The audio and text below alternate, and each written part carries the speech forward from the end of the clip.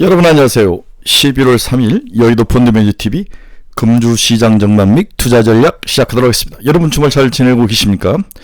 네, 시장을 아무리 봐도 굉장히 불확실성, 이 불확실성이 과연 이번 주에 제거가 되느냐 아느냐, 이게 계속 연장이 된다면 굉장히 골치 아프죠. 지금 상황에서는 워낙 동률이기 때문에 여러 가지 변수가 작동을 하고 있다. 쉬워 보이지는 않다. 이렇게 이야기하는 게 일반적인 것 같아요. 아무리 봐도 트럼프에 배팅을 하는 게 맞는 게 아닌가. 제가 오늘 결론에서는 사실 주의하자, 조심하자, 보수적으로 봐라, 어디에 한쪽으로 쏠려가다 뒤통수 맞을 가능성이 높아 보인다, 이런 이야기도 했지만 결국 트럼프에 배팅하는 게 맞지 않을까, 그런 생각을 많이 해봅니다. 운명의 한 주, 대선과 연준이 함께 섞여 있는 아주 중요하지만 뭔가 불확실성이 시장을 지배하는 그런 장세가 이번 주에 펼쳐질 것이다. 이렇게 정리를 해볼 수 있네요. 근데 결론에도 썼지만, 그렇다면 이것저것을 봐서 가장 안전한 건 뭐냐? 테슬라라는 거죠. 네, 테슬라가 가격도 많이 빠져 있고 누가 되든 가장 안전한 종목 중에 하나이다. 한 종목만 투자하라면 테슬라, 그 다음에 리스크를 좀 많이 감수해서 투자하라면 트럼프, 이렇게 배팅을 하는 게 답이 되지 않을까, 그런 생각을 합니다. 개인적으로 트럼프를 좋아하지 않지만 해리스가 좀 약하다는 생각은 확실히 좀 드는 것 같아요. 좌우간 둘 중에 누가 이기든 빨리 결판이 났으면 좋겠는데 마음속에는 해리스, 현실적으로는 트럼프, 이렇게 생각하신 투자자들이 많지 않을까, 그런 생각을 해봅니다.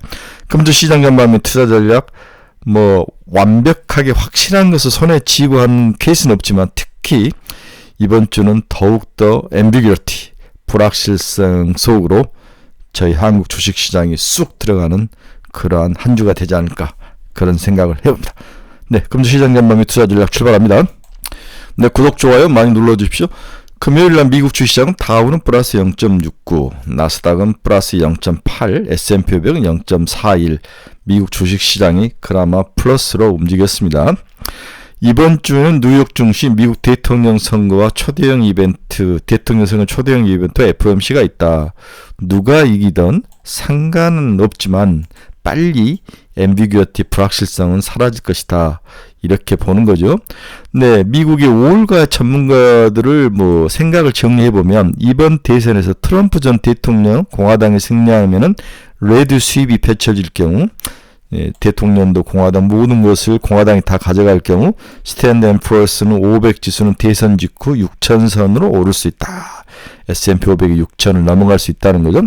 반면 카멜라 해리스 부통령이 승리하고 민주당이 승리한 블루 수입의 경우는 S&P 500 5,700선으로 단기 하락할 수 있다. 이게 기본적인 월가의 생각인 것 같아요.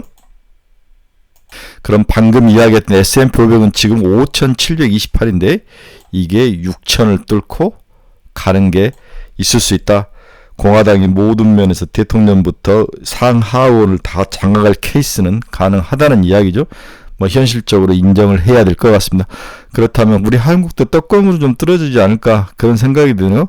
지금까지 워낙 지난 금요일날 정말 최악의 헬조선을 겪었는데 반등 있을 것 같은데 트럼프가 주식시장 입장에서는 좀 승리하는 게 맞지 않을까 생각도 해봅니다. 이게 이제 트럼프 미디어인데 테크놀로지 그룹인데 금요일날 13.53%나 빠졌어요. 계속 이틀간 거의 25% 정도 하락을 했는데 이익 실현 차원의 물량이냐, 아니면 트럼프에 대한 그 승리 가능성이 후퇴한 거냐, 굉장히 묘한데 일단 월요일날 열려보면 알고, 월요일날도 빠진다면 해리스가 이긴다고 봐야 될 것 같아요. 네, 일단 월요일 미국 주식시장이 중요한 모습으로 갈 것 같습니다. 지난 금요일날 또 시장에서 굉장히 충격적인 그 10년짜리 국채금리가 4.386까지 올라왔습니다. 10.2bp나 상승을 했죠. 2년짜리는 4.212, 3.8bp. 여러 가지 원인이 있을 수 있지만 트럼프가 당선될 케이스는 또 시채권 시장은 반영을 하는 것 같아요. 여러 가지 경제 지표가 각각 자기 생각대로 반영을 하고 있습니다. 지난 금요일 엔비디아는 1.99% 상승, 135달러 상승을 했습니다. 135달러로. 반면 테슬라는 이렇게 오른 이후에 조정을 확실히 받고 있죠. 네, 테슬라는 248달러. 이런 것을 보면 미국에서 살짝 더 해리스가 치고 올라오는 면도 있는 것 같아요. 영향을 많이 받는 것 같습니다. 하지만 누가 이기든 뭐랄까 좀 중립적인데 플러스가 될 수 있는 것은 테슬라다. 가격도 하락. 만약에 해리스가 쓰면 신재생 에너지 쪽으로 해서 올라가고 트럼프가 당선되면 크게 올라가고 그렇다면 테슬라를 사야죠. 테슬라에 배팅하는 것은 나쁜 방법은 아닌 것 같습니다. 금요일 미국 달러 지수는 다시 104로 올라왔습니다. 104.20 달러 강세가 나타난 하루였다. 금리 상승, 달러 강세. 이 모든 것은 사실 트럼프 승리에 대한 그런 예상인데 반면 주식시장에서는 트럼프 미디어 폭락, 다음에 테슬라는 크게 오르지 않고 조정을 받는 모습, 이런 것들이 엇갈린 모습이 나타났는데 어느 게 맞을지는 까봐야 할 것 같습니다. 자, 이번 주 첫 번째 우리가 집중적으로 봐야 될 것은 선거와 투자 전략 다 아는 이야기인데 한번 봅시다. 대선 결과에 따라 대응 전략이 달라져야 된다. 여러 가지 상황이 재검표도 진행될 수 있고 삼성증권에서 자료를 아주 잘 냈는데 한번 봅시다. 먼저 트럼프가 당선됐을 케이스를 보는데 반도체는 세모, 중립적이라는 거죠. 바이오는 플러스, 바이오 플러스, 2차 전지는 X, 자동차는 세모, 산업재, 방산, 조선, 운송, 원자재는 플러스, 소재는 세모. 그래서 결국은 트럼프가 당선이 되면 바이오와 산업재 쪽으로 많이 올라갈 것 같다. 바이오는 뭐 삼성 바이오로직스, 셀트리온, CDMO 쪽, 제너릭 바이오 시빌러 쪽이고, 방산 하나 에어로스페이스, 현대 롯데, 메라이즈 넥슨, HD 한국 조선해양, 두산 에너빌리티 이런 종목들이 올라갈 것 같다. 반면 2차 전지는 좀 충격을 받지 않을까. 테슬라를 제외하고 이런 쪽들이 지금 최근에 나와 있는 일반적인 우리 트럼프가 이겼을 때의 긍정적인 섹터와 부정적인 섹터를 가른 거죠. 반면 이제 해리스가 당선됐을 때는 반도체는 세모, 바이오는 플러스, 2차 전지 플러스, 자동차는 세모, 산업재는 또 의외로 여기도 플러스네요. 누가 이기든 산업재는 다들 플러스로 보는 것 같아요. 소재는 세모, 바이오와 산업재 이 두 가지는 결국은 누가 이기든 상당히 유리할 것이다. 한국의 금요일날 바이오를 보면 다들 하락을 하면서 폭락을 했죠. 5% 7%씩 다 빠졌는데 바닥일 거라는 생각도 좀 드는데 전형적으로 한국 바이오는 지금 헤드앤숄더 모양이 나타나는 모습, 여기서 찍고 내려오는 모습인데 그 다음이 중요할 것 같아. 한번 지켜봐야 될 것 같습니다. 이게 이제 YTD 올 1월 1일부터 10월 말일까지 각국의 주가지수 움직임을 나타내는데 대만 가학군이 27.1로 1등, 홍콩 항생이 25.1, 러시아, 전쟁을 한 러시아도 19.8, S&P 500 19.6, 일본 니케이 16.8, 베트남 11.9, 나스닥 10.8, 다우 10.8, 상해 종합 10.2, 인도 선섹스 9.9, 유럽 스탁스 600 5.5, 우린 코스피스 마이너스 3.7, 코스닥 마이너스 14.3, 우리만 마이너스를 가지고 가는 나타나는 해일 조선의 모습은 확실히 나타나고 있다. 이렇게 정리를 해볼 수 있네요. 사실 향후 주식시장 일주일간 이번 주를 전망한다는 것은 굉장히 무의미한 일이죠. 그러나 한번 시장을 한번 보도록 하겠습니다. 과거 선거 이후 미국 증시 및 한국 증시의 방향성은 어땠는가? 과거 S&P 500 지수는 대선 직전 불확실성을 반영을 하락하지만 대선 직후에는 상승세로 전환한 경우가 많았다. 코스피는 S&P 500 지수만큼 대선 이후 방향성이 뚜렷하지 않았지만 대선 전후가 방향성이 뚜렷하지 않았지만 대선 이후는 상승세를 보이긴 했다. S&P 500 지수보다 반등 시기가 다소 늦은 11월 말에서 12월 초에 반응을 했다.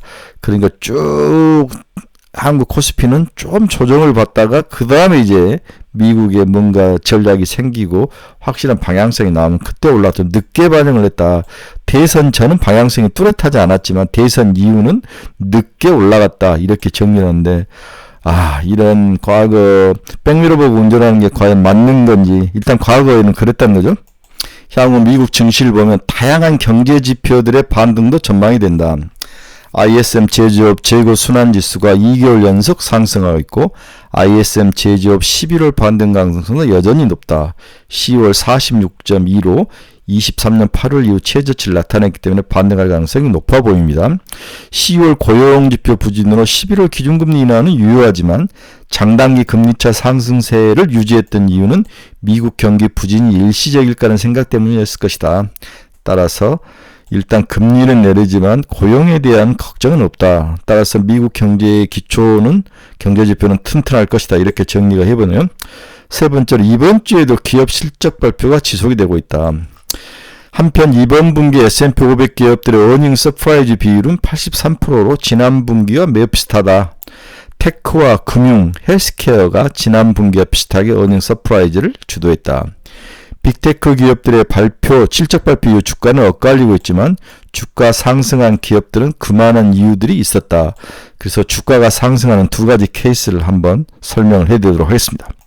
첫 번째 케이스가 금요일날 실적을 발표한 아마존 케이스죠. 지속적인 영업이익률 상승 전망이 중요한 주가 상승의 포인트였다. 이것은 주식을 하는 사람들은 누구나 다 알고 있는 이야기죠. 아마존이 매출액이 2011년 이후 역성장 없이 꾸준히 사상 최고치를 경신하고 있는 기업이지만 영업이익률이 23년 6%를 넘지 못하는 저마지 기업이었으나 2024년 영업이익률 전망치가 10%를 넘어서고 27년에는 13%까지 증가하는, 즉 지속적인 영업이익률 증가가 바로 우리 아마존 주가의 상승 동력이었다. 첫 번째 함의를 얻는 거죠. 두 번째는 인텔 케이스다. 최악의 케이스가 지나가고 있는데 구조조정이라는 단어가 나왔다. 우리 삼성전자도 이제 구조조정을 할 생각이 있는 것 같은데 삼성전자도 혹시 인텔 케이스에 들어가지 않을까. 근본 분기 수익은 166억 달러 적자로 3분기 연속 적자를 기록했다.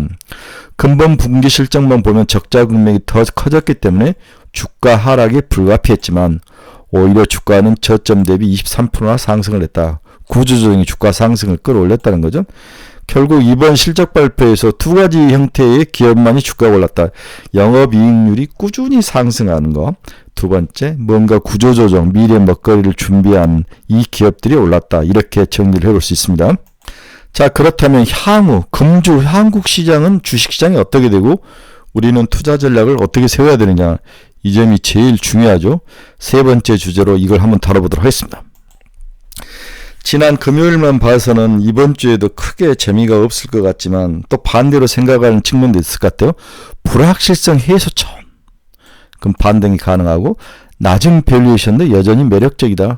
이 두 가지는 우리가 좀 기억을 해야 될 것 같다. 먼저 지난 1일 발표된 한국 수출 데이터가 양호했죠. 그만큼 한국의 경제 펀드멘탈은 나름대로 확 무너질 만큼 쓰레기는 아니다. 12월 수출은 575억 달러로 전년 동급이 4.6% 증가하며 13개월 연속 증가하는 모습을 보였습니다. 지난 4분기부터 수출이 반등했기에 최근 증가율이 둔화되고 있다는 점은 아쉽지만 우리 수출 전선이 아직 이상 징후는 보이지 않고 있다는 거죠. 지난 금요일 그동안 상대적으로 좋은 성과를 보였던 바이오 조선업종 일부가 약세를 보인 것은 어떤 이유일까? 최근 얇아진 국내 시장 수급에서 미대선을 앞두고 관망심리가 많이 작용을 한 것 같다. 이게 이제 금요일날 시장에서 약세의 원인이었다는 거죠. 우리 시장은 글로벌 주요 증시 중 가장 부진한 성과를 지금 보이고 있습니다. 올해가 이제 2달밖에 안 남았기 때문에 우리 시장을 짓누르고 있는 세제, 금투세 같은 것들이 확실히 해결이 된다면 과거 경험을 봤더니 1월부터 12월까지 안 좋았을 때는 11월, 12월이 좋더라. 이런 케이스가 많았다는 거죠. 미 대선 불확실성 역시 선반영되었다고 생각을 하고 달러 금리 상승의 되돌림이 나온다면 시장은 다시 충분히 반등할 수 있습니다. 국내 증시의 수급 특징 중 하나가 연간 기준으로 1월에서 10월까지 기관 투자가 순매도를 하면 11월과 12월에는 순매수로 전환될 확률이 높았다는 거죠. 외국인 투자자도 80%로 이 가능성으로 접근한다. 꼭 그렇진 않았지만 국내 기관 투자가는 1월에서 10월까지 많이 팔면 11월, 12월에 좀 사주고 외국인들도 1월에서 10월까지 많이 팔면 80%로 수준으로 10월에서 11월, 12월은 매수로 들어오더라. 연내 기간 또는 애국인의 포트폴리오 내에서 비중을 축소했던 기업 중 살만한 이유가 있는 기업들에 대해서는 우리가 좀 사야 된다. 그 살만한 기업은 2025년 매출액이 사상 최고치를 기록하거나 영업이익률이 최고치로 근접하거나 또는 부채 비율이 하락하거나 프리 캐시플로우 흑자 전환을 기대할 수 있는 기업들에 대해서는 매수주로 전환을 하는 게 맞지 않을까. 즉 매출액이 올라가고 영업이익률이 25년도에 다시 올라갈 수 있는 그 무엇 섹터를 좀 찾아야 된다는 거죠. 대표적으로 우리가 찾을 수 있는 게 뭔가 방산은 확실히 전력기기, 방산, 반도체는 뭐 끄리끄리하죠. 다음에 바이오는 또 글로벌 시장에서 경쟁력을 가지고 올라가니까 여기에 이제 음식료 같은 애들, 그 다음에 화장품 같은 것도 다시 올라갈 수 있는데 이 두 개는 봐야 되겠다. 다음에 바닥에 있던 엔터 같은 종목들, 이런 종목들은 시장에서 한번 우리가 눈여겨봐야 될 것 같아요. 여섯 번째는 온전 같은 것들, 우리나라가 잘할 수 있는 온전 같은 것들. 그래서 제가 봐서는 방산, 전력기기, 바이오, 엔터, 온전 이 정도만 가지고 가도 충분하지 않을까 이렇게 생각이 듭니다. 그래서 과거에 많이 팔면 그 다음에는 많이 2개월 동안 사더라. 네, 이런 케이스. 많이 샀으면 또 많이 팔고, 네, 이런 케이스가 있기 때문에, 많이 팔았기 때문에 좀 사서 어느 정도 포트폴리오에 비중을 맞추고 넘어가지 않을까, 그런 생각이 있는 거죠. 우리나라 기관 투자가 코스피에서 24년 1월에서 12월까지 4.1조를 순매도했다. 8월에서 10월 사이 외국인은 15.4조를 순매도했다는 거죠. 네. 코스피 예상 영업이익률과 FCF 프리캐시플로의 정점에서 하락전환, 영업이익률과 프리캐시플로 이전 고점을 넘어서지 못하고 있는데 이걸 뚫고 올라가는 기업들은 승리를 할 것이다. 즉 한마디로 말하면 글로벌 시장에서 K라는 것들이 더 성장할 수 있는 게 뭔가 지금 상황에서는 일단 바이오는 확실한 것 같아요. 바이오 확실하고 바닥에 있는 일단 방산 두 가지는 확실한 것 같아요. 많이 올랐기 때문에 어떨지 모르지만 또 바닥에 있는 엔터 같은 것들 이런 종목들은 좀 줍줍해서 가져가는 것도 나쁠 것 같지 않다. 아파트가 우리 엔터에 또 새로운 미래를 또 개척해 가는 거죠.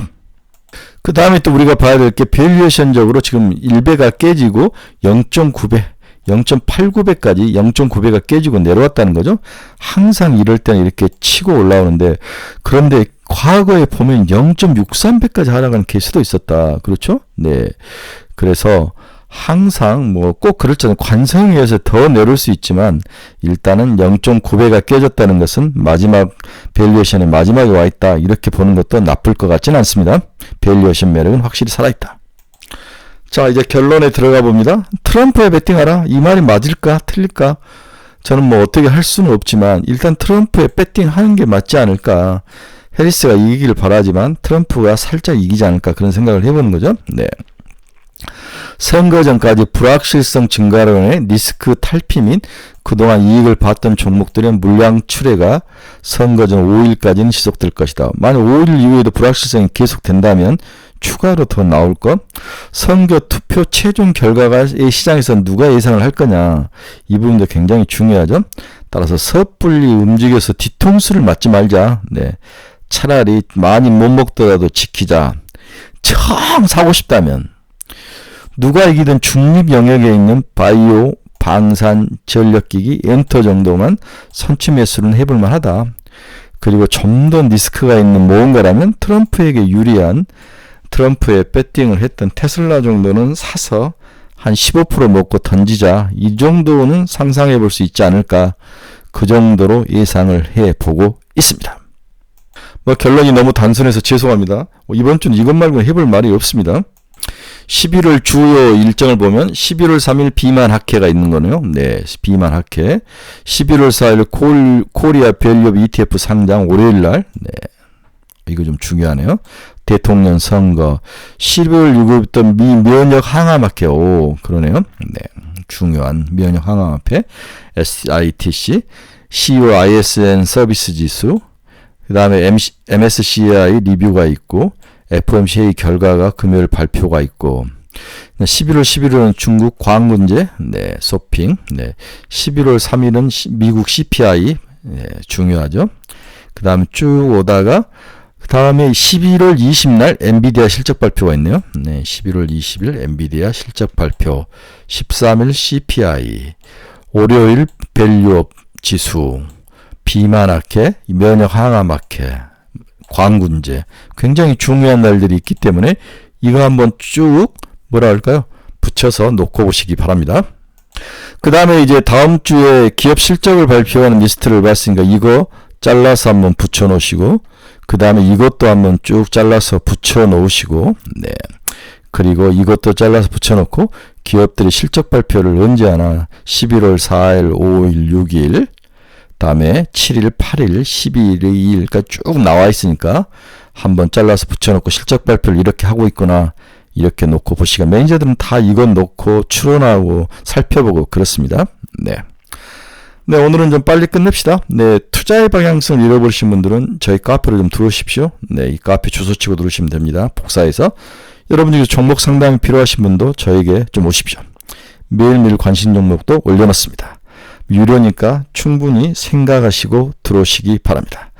네, 이번 주는 뭐 별거 없습니다. 뒤통수를 맞을 확률보다는 지키는 게 더 중요하다. 어느 한쪽에 배팅.